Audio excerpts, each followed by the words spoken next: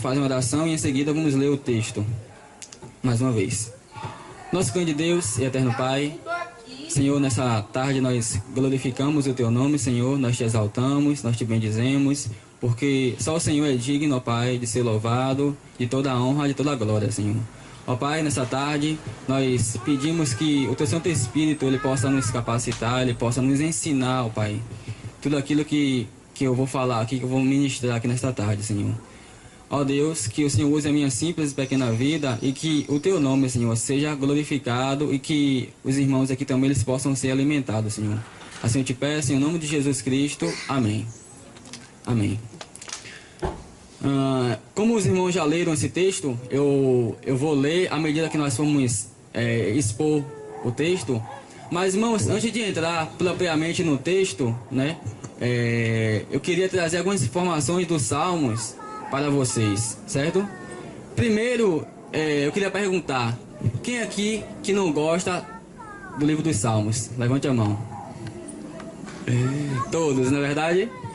Geralmente, quando fazemos aquela brincadeira de memorizar versículos ou de recitar versículos, todos geralmente recitam o livro dos Salmos, né? Então, o livro dos Salmos, ele era uma coleção de cânticos, de orações e de lamento do povo de Israel, né? Ou seja, era o inário do povo de Israel. O nosso inário hoje é o cantor cristão, mas naquele tempo o inário deles era os salmos, certo? Esses salmos também, irmãos, ele foi escrito em um período basicamente de 1000 anos, né? Entre os anos de 1430 a.C. a 450 a.C. Então foi um período de quase 1000 anos de duração. A Bíblia também vai falar, o Novo Testamento vai citar basicamente 100 vezes o livro dos Salmos. E Jesus também citou muitas vezes esse livro. Tem uma parte em Mateus que diz que Jesus, que Mateus vai relatar, que Jesus, quando estava indo para a cruz, ele cantou um hino, lembra? Possivelmente o hino, o Salmo 116. Vocês sabem o que diz lá o Salmo 116? Amo o Senhor, porque Ele ouviu a minha voz. Então, irmãos, nenhum outro livro da Bíblia ele vai apresentar a mesma variedade do livro de Salmos. Nesse livro também nós vamos encontrar mesclados fé e dúvida, amor e ódio, piedade e mal, e a glória e a miséria do homem como indivíduo e na vida em comunidade. Ou seja, como um homem chamado Santo Agostinho, mais conhecido como Aurélio Agostinho, ele diz que o livro dos Salmos, ele é o livro mais amado pelo povo de Deus, porque nele Deus deixa o povo falar.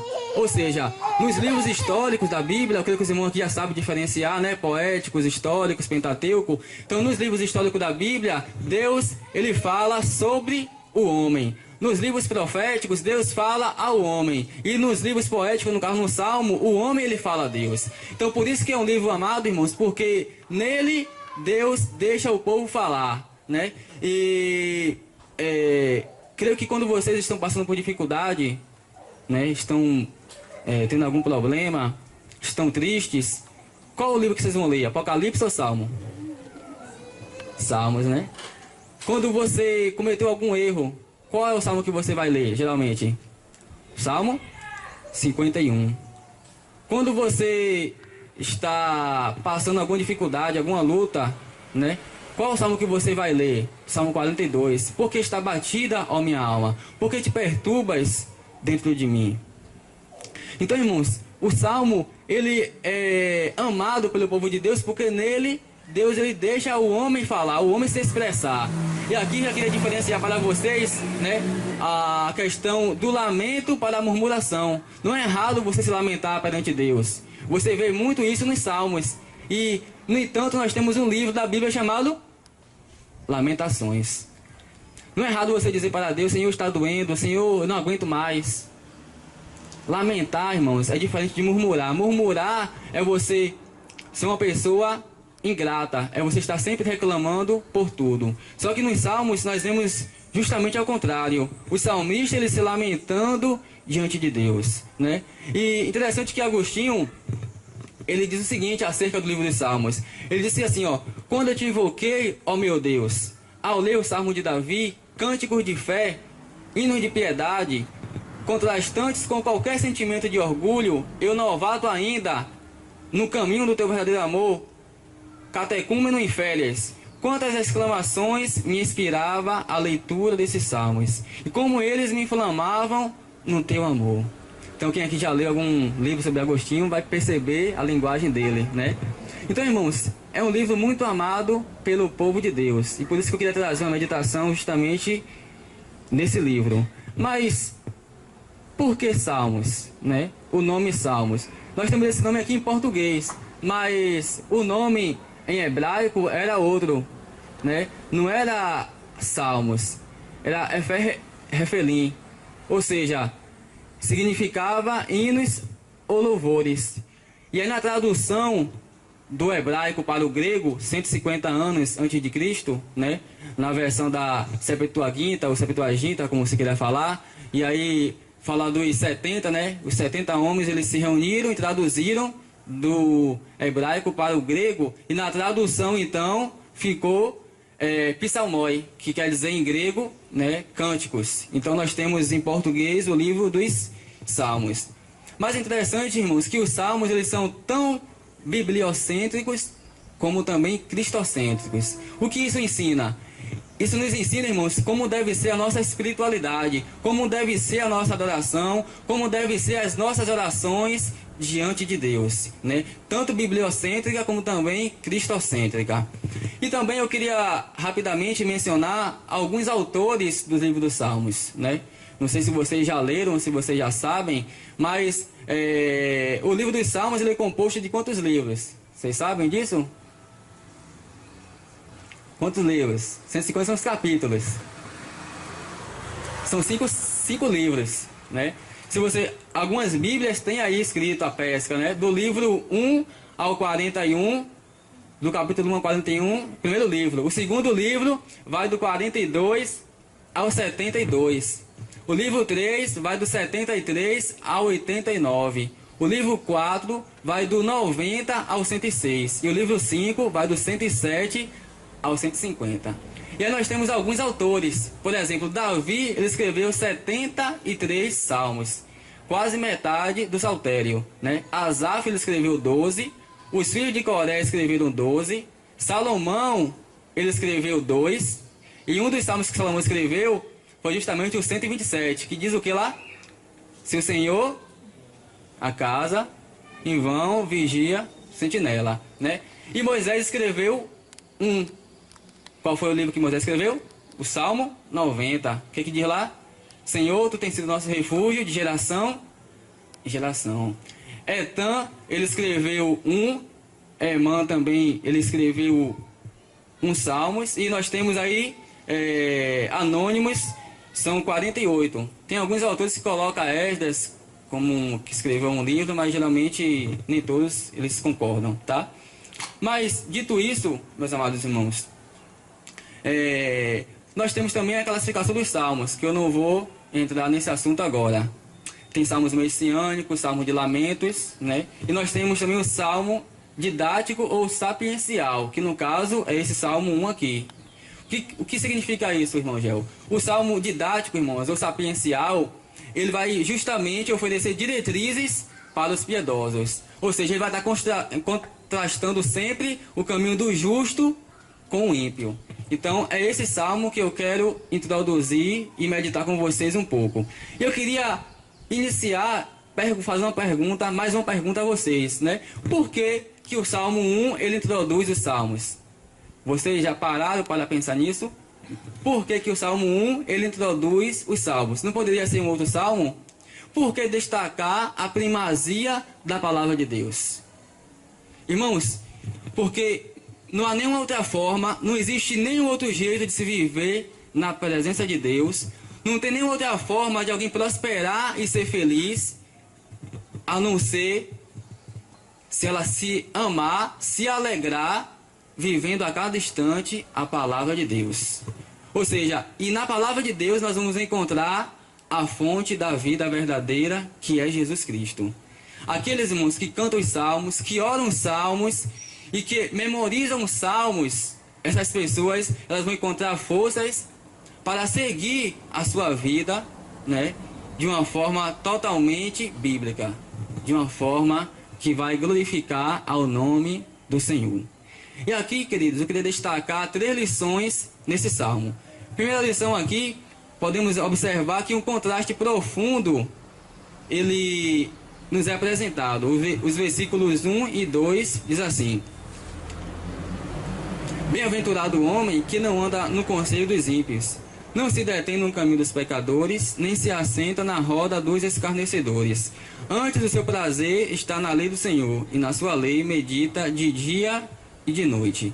Irmãos, esse salmo aqui, ele vai propor apenas um caminho para encontrar a verdadeira felicidade, que é o caminho dos justos. Observe que o salmista, ele começa iniciando bem-aventurado. O que significa isso? Bem feliz, bem alegre. E a palavra aqui para bem-aventurado é asri, que vem do hebraico, né? É uma felicidade, uma alegria. É a mesma palavra que Jesus ele vai usar lá nas bem-aventuranças, né? Para dizer bem-aventurado, os limpos de coração, bem-aventurado, né? E ali já no grego é makarioi, né? Mas a ideia é a mesma, é de felicidade, é de uma alegria verdadeira, que você só encontra apenas na pessoa de Jesus Cristo. E aqui então o salmista vai começar dizendo que bem-aventurado é o homem que não anda no conselho dos ímpios, né?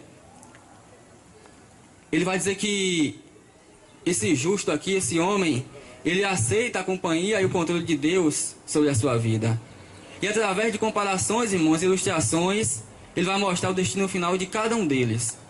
Eu queria perguntar e que vocês pensassem até o final, em qual caminho que vocês têm seguido? O caminho dos justos ou o caminho dos ímpios? Em qual caminho que nós temos andado, irmãos?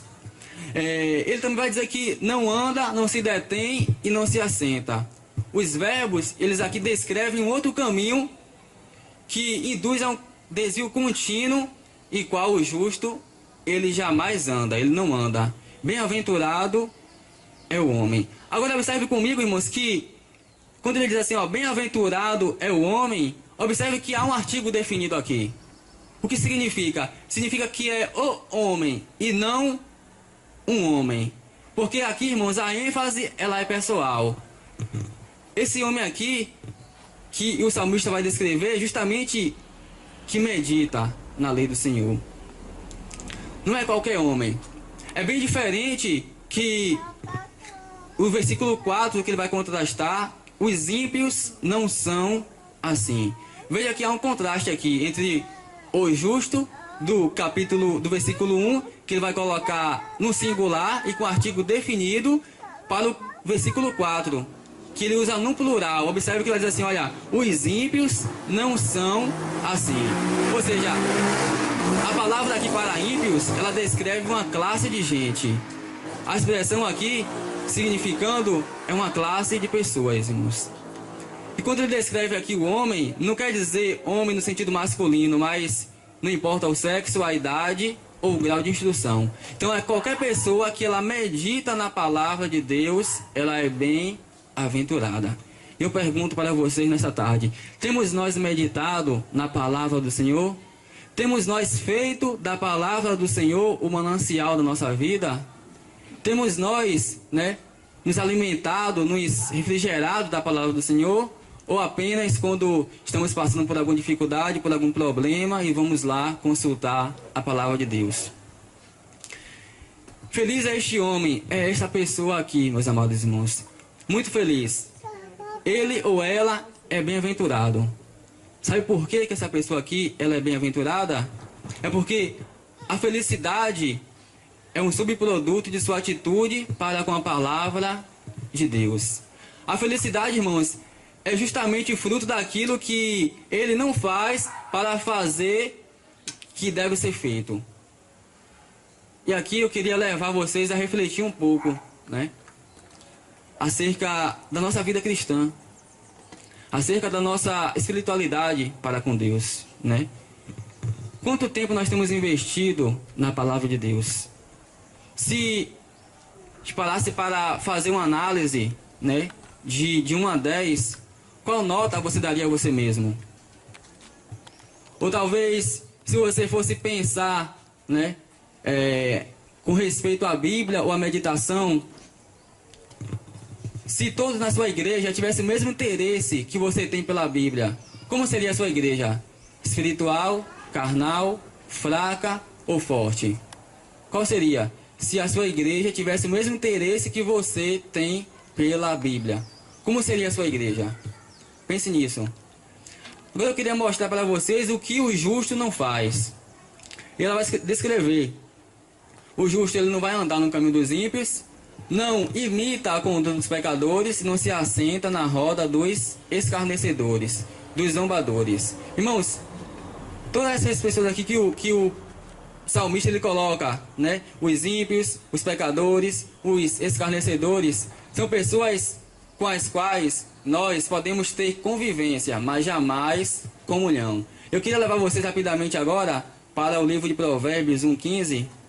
Continua no Salmo ainda.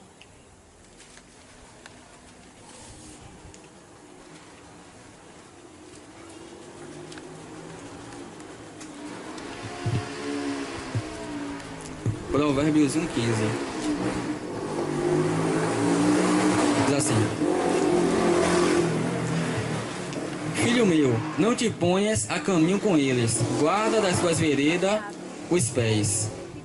Agora, capítulo 4, versículo 14.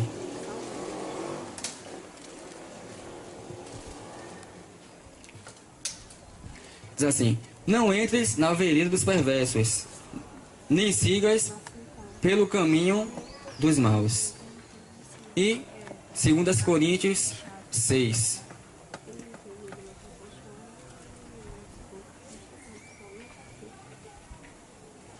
Todos esses textos, irmãos, está falando justamente de relacionamento com incrédulos. 2 Coríntios 6, 14. Diz assim: Não vos ponhais em julgo desigual com os incrédulos, porquanto que sociedade pode haver entre a justiça e a iniquidade? O que comunhão da luz com as trevas? Que harmonia entre Cristo e o maligno? O que união do crente com o incrédulo? Que ligação há entre o santuário de Deus e os ídolos?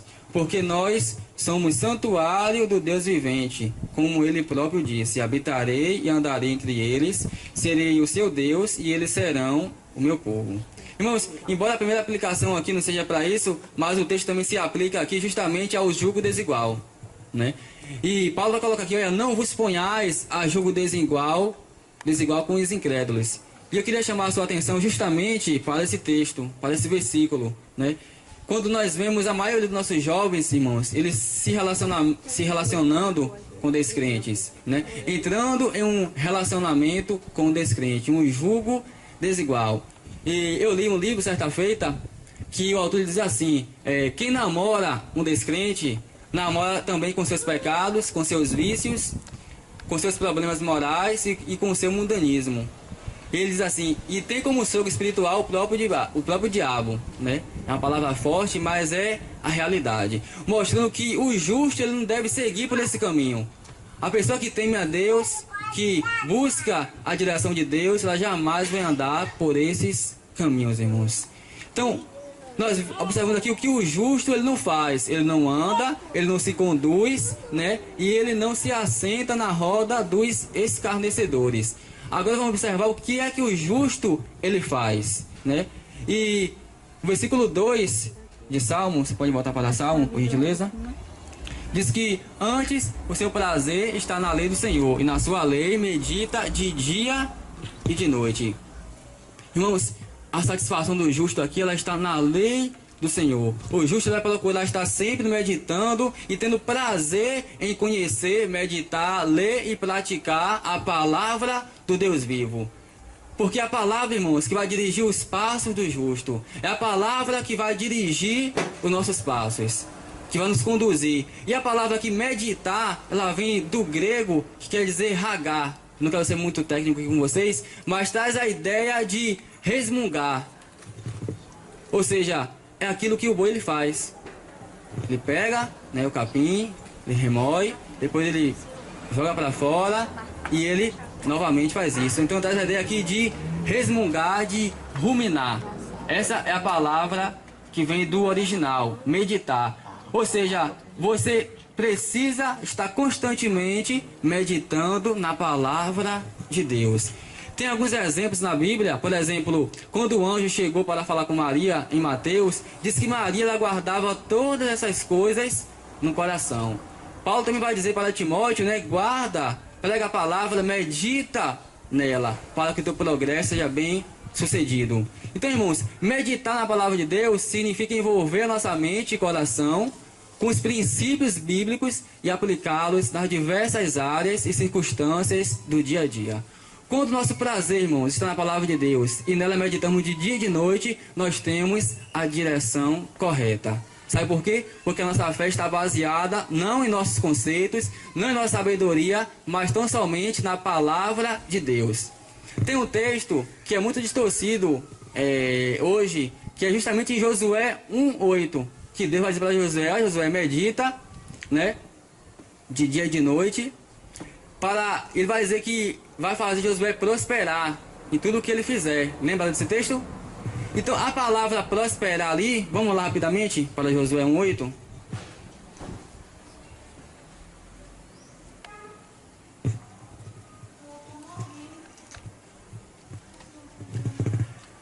Não cesse de falar deste livro da lei, antes medita nele dia e noite, para que tenhas cuidado de fazer segundo tudo quanto nele está escrito. Então farás prosperar o teu caminho e serás bem sucedido. Irmãos, a raiz da palavra hebraica prosperar aqui não tem nada a ver com riqueza. A palavra prosperar aqui é realizar satisfatoriamente o que foi planejado. Então, Deus está dizendo para Josué, se você cumprir tudo aquilo que eu estou te falando, você vai ser bem sucedido. Então, irmãos, a ideia aqui é essa, de você meditar, de você ser bem sucedido, de você prosperar, de você realizar satisfatoriamente aquilo que Deus ele colocou na sua palavra. Então, lembre-se disso, meu querido. Quando nosso prazer está na palavra do Senhor e nela meditamos de dia e de noite, nós temos a direção correta. Em segundo lugar, a palavra ela define a postura do justo. O versículo 3 e o versículo 4, ele vai nos dizer isso. Ele é como uma árvore plantada junto à corrente de águas, que no devido tempo dá o seu fruto, e cuja folhagem não murcha, e tudo quanto ele faz será bem sucedido. Os ímpios não são assim, são porém como a palha que o vento dispersa. Então observe que os versículos 1 e 2 do Salmo 1, eles demonstram que a palavra ela dirige os passos do justo. Mas os dois versos seguintes, ele vai demonstrar que a palavra vai definir a postura do justo. Ou seja, vai dizer aqui, irmãos, que ele é como uma árvore plantada à beiras de corrente de águas, que no devido tempo dá o seu fruto e as suas folhas não murcham, e tudo quanto ele faz prospera. E ele vai dizer assim, olha, não é assim os ímpios. Os ímpios são como a palha que o vento leva. Queria trazer para vocês aqui rapidamente 4 traços da postura do justo. O primeiro traço aqui é que o justo, ele está bem estabelecido, ele está firmado, ele está profundamente enraizado na palavra de Deus. O justo também, irmãos, ele tem o Espírito Santo que faz com que, ou seja, o Espírito Santo ele nutre a vida do servo de Deus, nutre a vida do cristão, né? E por isso que ele é como uma árvore bem nutrida, estando à beira de águas correntes. O justo também ele frutifica em boas obras. O justo ele espera em Deus. Ele frutifica em boas obras para a glória do Deus que está nos céus. E tudo que ele faz acontece no tempo certo. Ou seja, esse justo aqui ele se mantém vigoroso, bonito, e as suas folhas jamais murcham. Ele prospera em tudo o que ele faz, especialmente em sua justiça. Eu pergunto para vocês por quê? Porque ele está obedecendo esse princípio aqui, meditando na palavra de Deus de dia e de noite. É interessante que a palavra de Deus, irmãos, que vai definir a postura do justo. É a palavra de Deus que vai fortalecer o crente. É a palavra de Deus, meus amados, que vão fortalecer vocês. É a palavra de Deus que nos fortalece. É a palavra de Deus que nos faz crescer em santidade. É a palavra de Deus que faz com que a gente venha crescer na fé. Pedro vai dizer, antes crescer na graça, no conhecimento de nosso Senhor e Salvador Jesus Cristo. Irmãos, não tem nenhuma outra maneira, nenhuma outra forma de você crescer se você não meditar, né? No século 16, 17, surgiu um grupo em que ele dizia o seguinte, olha, não precisa estudar a Bíblia não. Você vai pedir o Espírito Santo ele vai te ensinar o que você vai falar. E por isso que nós temos muitos grupos hoje que dão ênfase a estudar a palavra de Deus. Muitas pessoas, quando você fala de teologia, elas dizem assim, ah não quero saber disso não. O Espírito Santo ele vai me capacitar e eu vou falar. Tem muitas pessoas que nem usam esboço para pregar, e aqui eu não estou criticando quem não usa. Mas o que eu quero dizer para vocês é que não tem nenhuma outra forma, irmão, de você não conhecer a palavra de Deus se nós não meditarmos na palavra do Senhor. Ela que vai nos ensinar, que vai nos direcionar o caminho que nós devemos seguir. E em terceiro lugar, um juízo inevitável é anunciado. O versículo 5 e o versículo 6. Diz assim: por isso os perversos não prevalecerão no juízo, nem os pecadores na congregação dos justos. Pois o Senhor conhece o caminho dos justos, mas o caminho dos ímpios perecerá. Calvino, em seu comentário dos Salmos, ele diz o seguinte aqui acerca desses versículos. Ele diz assim: uma vida feliz depende de uma sã consciência. E que, portanto, não é de admirar que o ímpio, de repente, se veja sem aquela felicidade que julgara possuir. Em outras palavras, o que ele quer dizer é o seguinte, é que o ímpio, ele parece e demonstra que ele é feliz, mas na verdade ele não é feliz. A sua felicidade, ela é passageira. É por isso que o texto que nós lemos, de bem-aventurado, ele descreve mais do que feliz, é uma alegria. É alegres, irmãos. E aqui nós observamos que os ímpios, que os pecadores e os perversos, eles podem até vender uma imagem glamourosa do pecado. Ou seja, eles podem até passar uma imagem de que estão sorvendo todos os prazeres da felicidade, mas a sua alegria é uma alegria ilusória. A sua alegria, irmãos, é uma alegria vazia, uma alegria inútil e que a sua condenação é certa. Em outras palavras, essa pessoa ela coloca uma máscara mostrando aquilo que ela não é. Assim é o ímpio. Assim é a pessoa que não serve a Deus, que não busca os conselhos de Deus. Os ímpios são aqueles que não levam Deus em conta, que não procura, né, o conselho do Senhor. E aqui, irmãos, eu queria abrir um parênteses aqui para dizer que existem hoje que estão vivendo uma vida ímpia. Verdade, vivendo uma vida ímpia. O que é impiedade? É justamente o oposto de piedade. Então, ímpio não é só aquele que não serve a Deus, mas ímpio é o oposto de piedade, de piedoso. Então, quem não é piedoso é impiedoso, é ímpio. Tem muitas pessoas em nossas igrejas, e até nós mesmos devemos ter o cuidado, irmãos, para não viver uma vida ímpia. Uma vida em que o Senhor Jesus Cristo não é glorificado. Uma vida em que nós deixamos de lado a palavra de Deus, a oração, a congregação com nossos irmãos, para viver uma vida como nós queremos viver, achando que nós somos dono das nossas vidas. E aqui o autor é bem claro, dizendo que o seguinte, olha, que os ímpios, eles não prevalecerão no conselho. Os ímpios são assim. Nós devemos a cada dia nos policiar, para ver se nós estamos realmente, né, fazendo a vontade de Deus. Os pecadores são aqueles que pecam, pecam conscientemente, né? Andam na contramão da vontade de Deus e transgridem a lei de Deus, a vontade de Deus. Essas pessoas, mesmo sendo religiosas, e aqui eu queria já te informar, mesmo sendo religiosas, mesmo sendo batizadas, membros, né? São pessoas que podem estar no rol de membros de nossas igrejas e ainda assim diz a Bíblia que eles não vão permanecer na congregação dos justos, porque estão vivendo uma vida ímpia. Mas, como ser feliz, irmãos? Como ser feliz? A felicidade, ela é um subproduto da santidade. O saltério, ele começa exaltando a palavra de Deus. E obedecendo, o homem ele se realiza e também ele será feliz. Observe que vai dizer, bem-aventurado. E aqui nós temos dois homens, dois caminhos e dois destinos. Aqui nós temos, irmãos, um caminho largo e um caminho estreito. Nós temos a vida e a morte. E nós temos o céu e o inferno. Um leva a vida e a bem-aventurança. O outro ele vai levar, né, sem Deus, sua palavra, e uma rua, justamente, sem saída, levando a morte eterna.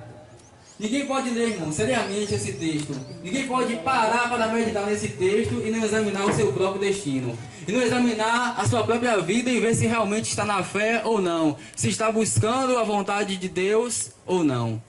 Eu queria justamente convidar você nesta tarde a fazer isso. A pensar mais em Deus. A viver para Deus. Irmãos, uma vida sem Deus é uma vida vazia. É uma vida em que você pode fazer tudo o que você acha que é certo, mas no final vai te levar à perdição, vai te levar ao lago de fogo. Aqui, amados, nós temos justamente o conceito. E o saltério ele começa exaltando isso. Ele começa dizendo assim, olha, se você realmente quer viver ao lado do Senhor, você precisa fazer isso aqui, você precisa meditar na palavra do Senhor. E queria encerrar com a história que eu li essa semana, né? Falando justamente sobre o Salmo 1. E essa história foi contada por James Boyce. Ele diz assim, James Boyce, né? O nome dele?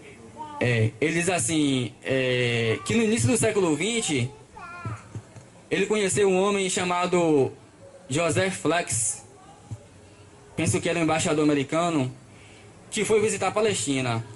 Ele teve a oportunidade de falar a um grupo misto, composto tanto de judeus e de árabes também.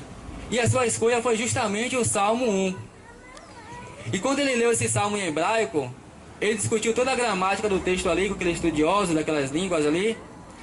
E quando ele terminou a discussão, ele perguntou: quem é esse homem bem-aventurado descrito no capítulo 1 aqui de Salmo? Vemos que esse homem ele não andou no conselho dos ímpios, não se assentou na roda dos escarnecedores, né? E não imitou a conduta dos pecadores. Ele foi um homem absolutamente sem pecado. E ele pergunta: quem é ele? E aí houve um silêncio. Ninguém responde. E aí então Flex perguntou: teria sido ele o nosso pai Abraão, ou Moisés, ou Davi? E aí um senhor bem idoso ele retrucou: nenhum deles, pois Abraão mentiu, Moisés ele matou um homem e Davi adulterou e matou. E logo em seguida se levantou um outro senhor e disse assim: meus irmãos, eu tenho um pequeno livro aqui comigo. Ele é chamado de o Novo Testamento. Eu tenho lido regularmente. Eu posso atestar-lhe o seguinte. Ele descreve: se esse livro ele estiver corretamente certo, ou se ele estiver correto, eu diria que esse justo descrito no Salmo 1 aqui não é outro senão Jesus, o Cristo. E de fato, irmãos, esse justo aqui é Jesus Cristo, porque ele cumpriu toda a justiça. E agora, refugiados nele, eu e você, nós podemos encontrar perdão e recebemos dele poder para viver a primazia da palavra de Deus. Ou seja, nós recebemos poder para viver uma vida em santidade. Então Jesus Cristo, sendo justo, ele cumpriu a sua justiça, e agora através dele nós podemos cumprir também essa justiça. Nós podemos viver de conformidade com esse versículo aqui: não anda, não se assenta, né, na roda dos escarnecedores, e nem se detém. Então, meus amados, que eu e você possamos parar para refletir e meditar e pensar que a verdadeira felicidade ela está apenas em Deus e na sua palavra. Eu não sei, talvez você tenha vindo aqui nessa tarde, chegado até aqui, e pensado que você pode traçar o seu próprio caminho. Ou talvez você tenha vivido de uma forma, né, totalmente contrária àquilo que a palavra de Deus ela está se referindo, ela está falando. Mas eu queria dizer para você o seguinte, que não existe nenhuma outra fórmula de você ser feliz, a não ser você meditando e guardando a palavra de Deus em seu coração. Tem muitas pessoas que têm desprezado a palavra de Deus. Tem muitas pessoas que não têm lido a palavra de Deus. Mas não é só vocês lerem, irmão. Não é só a gente ler, mas é meditar na palavra do Senhor. E a partir disso nós vamos viver uma vida bem sucedida. Uma vida que honre e que glorifique ao nome do Senhor. Que o Senhor, irmãos, aplique essa palavra aos nossos corações e que possamos meditar mais e mais nesses versículos. Amém? Vou estar orando e passando para o pastor.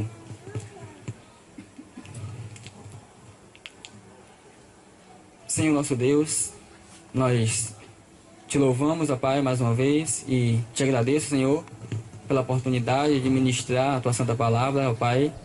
Ó Deus, que esses pequenos versículos eles possam profundamente impactar nossas vidas e ao mesmo tempo, ó Pai, nos ensinar que nós somos dependentes do Senhor, Pai. Que sem Ti nada podemos fazer, ó Pai.